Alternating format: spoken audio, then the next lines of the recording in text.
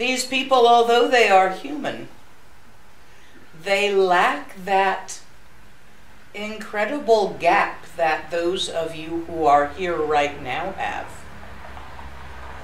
That gap which is made of a nexus of circumstance, leisure, and curiosity.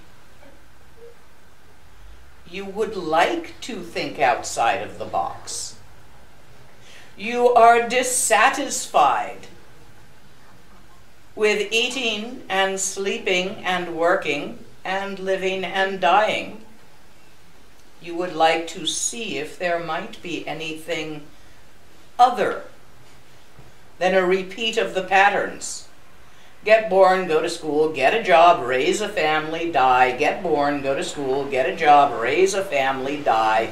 Get born, go to school, get a job, raise a family, die. You've been there, done that lots of times. It gets old after a while. It's fun the first time. Might even be fun the 10th time. But there comes a time when you look to see if there might be something else worth investigating. This is precious human rebirth. The coming together at a particular time and place of external and internal circumstances, which allows an opening to transcend habitual patterns of mind. This is unusual. How many people have you met in your life? Hundreds, thousands, hundreds of thousands? The checkout clerk who sells your groceries, the barista in the coffee shop. Think of all the people you met in your life. And of all those people,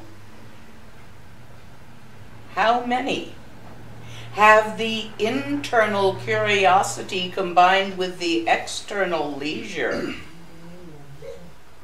to look outside the basic normal track? And of those people, consider also how many living beings you have met in your life. Not only the people you've met, but all the microbes in the digestive tracts of all the people you've ever met. And all the microbes on the skin of all the people you've ever met.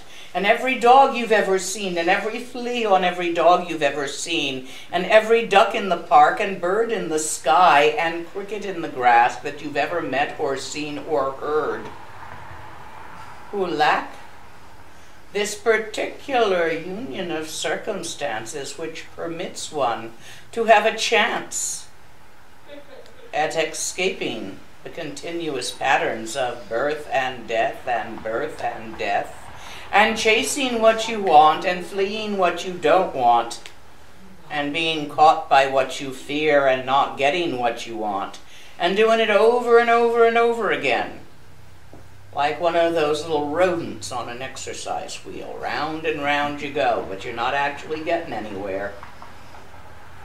Sound familiar? Be happy.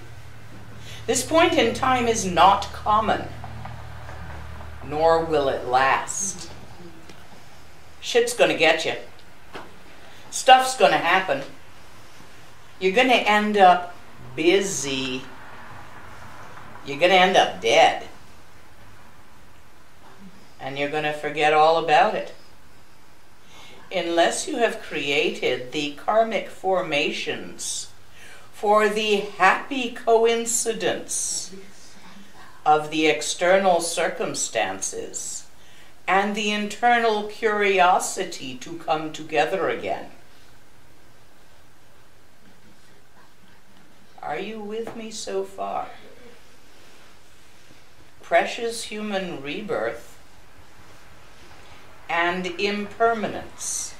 You may have heard the terms. But why? Why would I want to look outside the box? What's so bad about the box? It's comfortable. I can get a cup of coffee. I've got enough stuff. I'm not out in the cold and the rain. It's cool, man. Why should I do anything? What's wrong with this? Just wait till you get old. You will begin to notice what's wrong with this. There are certain sufferings, certain pains, dissatisfactions which happen to us all. We fear the deterioration of our body, so we put forth a great deal of effort to eat right, exercise, diet, eat those vegetables even if what you want is ice cream. You are trying to get away from something, but you're not going to succeed. Even the healthiest person with the perfect cardiovascular system and the exact right BMI gets old and dies. Just like the fat slob. You can't get away from the deterioration of your body. Oh, you can try to spackle your face with stuff, but you're still going to get old and wrinkly. There is no face cream that really works permanently.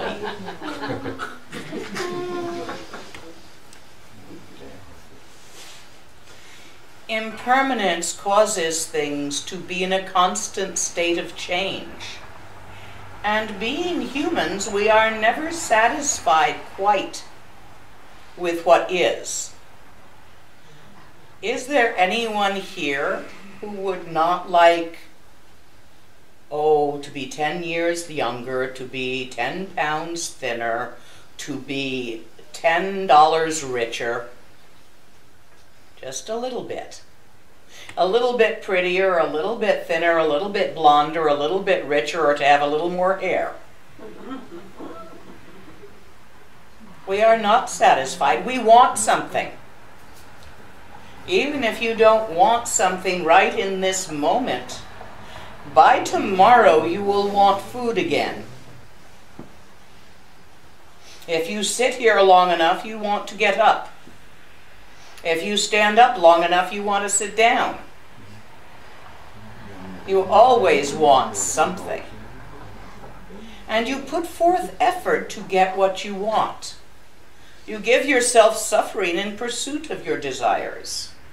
For example, getting up tomorrow morning to go to work so that you can pay the mortgage and buy the goodies and do all of these things. Nobody likes getting up in the morning. Even if your job is marvelous fun, you do not feel like that particular fun every day. Some days you'd rather play in the garden. Some days you'd rather sit by the fire with a good book. And yet you go to work. To pay for the mortgage, to pay for the house and shelter, which will deteriorate and eventually need a new roof, which you'll also have to pay for. And so on it goes. So we're in this constant state of trying to catch something that's just out of reach. This is uncomfortable. And we're in this constant state of running away from something that's breathing down our neck. Taxes? Gotta file them. Gotta save the paperwork. Gotta send them in. Gotta not get audited. There's always something to be afraid of. A car breakdown? A flat tire when you're alone at night on the highway? Wherever you go, there is something to fear. Wherever you go, there is something to want. And you're like a ping pong ball. Patong want, patong fear, patong want, patong fear. This is the discomfort of existence. Animals have it. The flea wants the dog. The flea is afraid of the flea spray. The dog wants its master, its food bowl, its bone.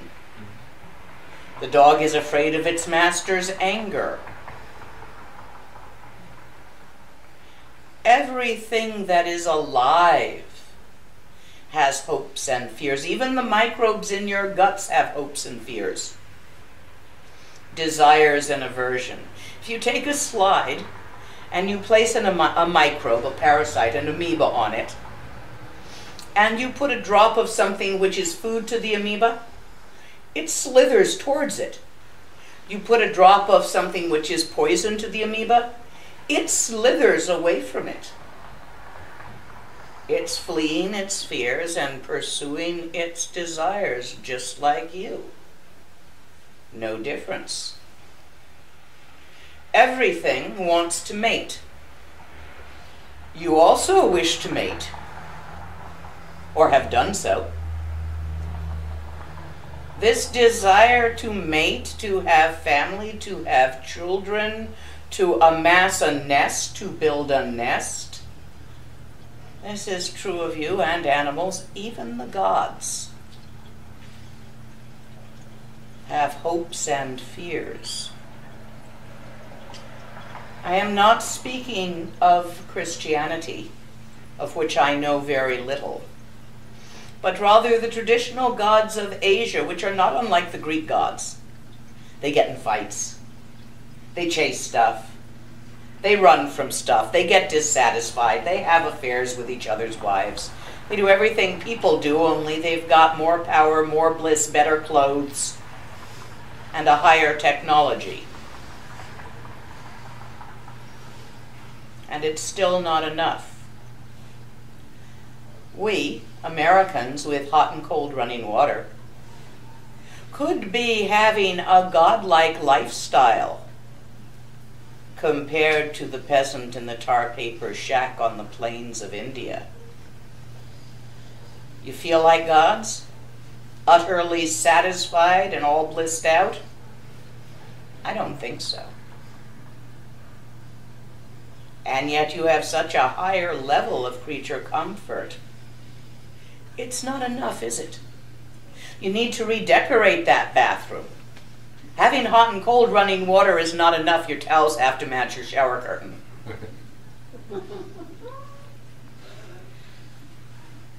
They're getting a bit threadbare. You need new towels. Go to work.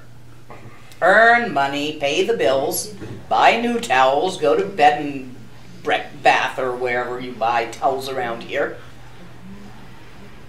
Do you see the circles? That is true of you and of every being. We talk about there being 6 types of beings, 6 realms. Gods, non-gods or asuras, humans, animals, hungry ghosts, and hell beings. You may perceive this as places outside of yourself if you wish, or you may perceive this as states of being within yourself. Both are true. Ever have a time in your life when everything was going perfectly?